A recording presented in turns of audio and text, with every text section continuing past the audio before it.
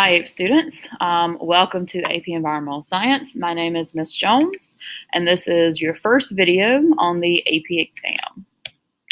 So if you want to see general information about not just AP classes, but AP Environmental Science, this is our general link. You can go here, see the course description, different careers, things like that that you could do with an AP Environmental Science degree if that is something that you're interested in. But looking at the AP exam itself, there are two different sections. The first section is on multiple choice questions. There will be 100 questions. It will be 90 minutes long, and this is 60% of your grade. So after you've done the multiple choice section, there will be a 15-minute break in between. So you do 90 minutes of multiple choice, you get a 15-minute break, and then you come back and you do 90 minutes of free response questions. So it is kind of a long exam, just like all other AP exams that you will take. The free response section has 4 questions. It is 40% of your grade, which means that each question is worth 10 points. And that means that the total time that you will be taking this test is actually 3 hours. Now, it'll be a little bit longer because of the break and things like that, but you'll be testing for 3 hours. So when your exam is being scored, there are no penalties for guessing. So you get, if you answer 80 questions, then you can only get 80 points. So if they call time or they're very close, like they give you 5 minutes, then you need to go ahead if you're on number 80 and just quickly go through and put down some answers for all of the questions because there are no penalties. You may have taken the SAT before, or you may have heard on the SAT that you get a penalty for a wrong answer. That is not the way that this is on the AP exam. And if you would like to see more about how your exam is going to be scored, there's a link here that you can click on. By the way, this PowerPoint is online, so you can actually open it up and click on these links. So just to draw your attention really quickly, 10%, which means about 10 questions, from the multiple choice section are going to be kind of what I call trap questions. They're questions that are meant to kind of trip you up and see if you're really paying attention. So it'll say like, which of the following is not the case? All the following is except. So usually students know the answers to these, but if they get them wrong, it's because they just didn't read the except or the not. So just be very careful about that. So when we talk about the FRQs, this link right here has every FRQ that has been done since 1999 in the course. It also has grading rubrics and it has sample answers. So I'm going to pull this up really quickly. And so here's the link. And if you scroll down, here are some sample questions. So here's the questions from 2018. Here's the scoring guidelines for how did students get the points. Now, they don't have samples yet because it's been a little bit too soon. But if you go down to 2017, there's the questions, here's the scoring guidelines, and here are some sample student answers and even the scoring distribution. So you can see what students did in the past, where they, did wrong or did really well.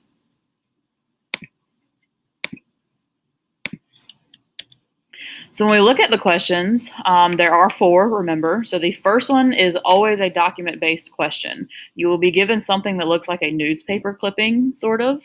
It talks about Fremont. That's just kind of the AP Environmental Science city that they talk about. And what you're basically going to do is you're going to read the newspaper clipping and then you're going to respond to some questions afterwards. So this is sort of like your standard reading, test, like a reading EOC or something like that. You have a section to read and questions to answer. The thing here to remember, though, is that you are not going to be pulling your answers directly from the passage, or you really shouldn't be. They don't want to know what you can comprehend from that passage. They want to know what you learned from the course. So just be very careful about how you answer. Don't repeat things that are already listed in that document. You're just going to be wasting your time. So question 2 is a data set question, also known as the math question. It's going to have a graph or a diagram or a table.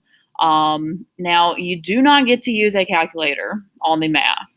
Don't freak out, though. That's actually a good thing because what it means is it has to be kind of easy math that you don't need a calculator for. So we're talking about multiplying, dividing, longhand, fractions, decimals, that sort of thing. Now, if you are horrible at math, so in other words, if you think that 5 plus 5 equals 9, now I hope not, Obviously, that's a little bit of an exaggeration here. But if you are really bad at math and you're like, I can't do math, I'm going to suck at it all the time, never going to happen for me. Okay. 50% of the points are earned from the calculations. That's 5 points, which means that the other 50% are not going to be math. So 5 points are not going to be math. So if you get to this question, don't freak out and then move on and never go back and look at it, because a lot of times it's like part A and B are calculations, but then part C and D are just some general environmental questions again that you're analyzing. So just be aware that that's the case, and don't just freak out and move on and not get any points from this section whatsoever. So question 3 and 4 are a synthesis and evaluation question. What that means is that you're going to be reading kind of a little intro thing about energy or whatever it is, and then you're going to be showing your knowledge by answering some analysis questions. That's kind of your standard. We'll do a lot of these, and you'll get a lot of practice on them. So what do the numbers actually mean? So when you take the AP exam, you can get anywhere from a 1 to a 5.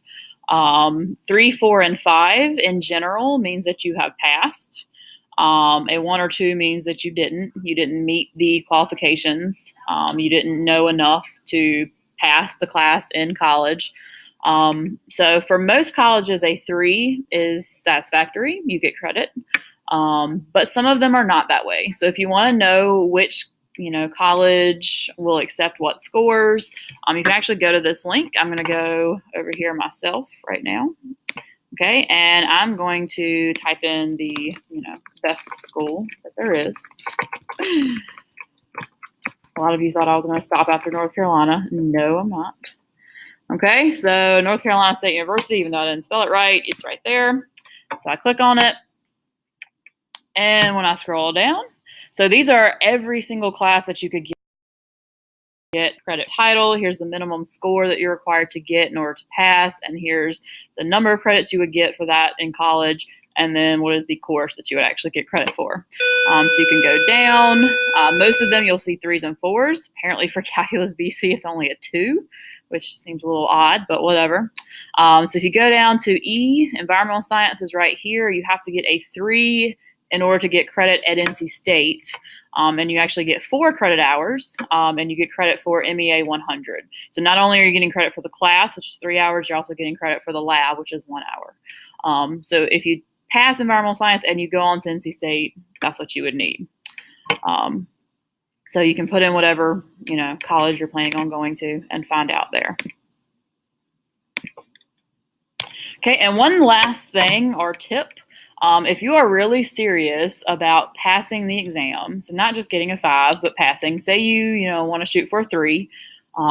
I always say try to shoot for 4, because that way if you get a 3, you still pass. If you shoot for a 3, you might get a 2, and then you don't pass.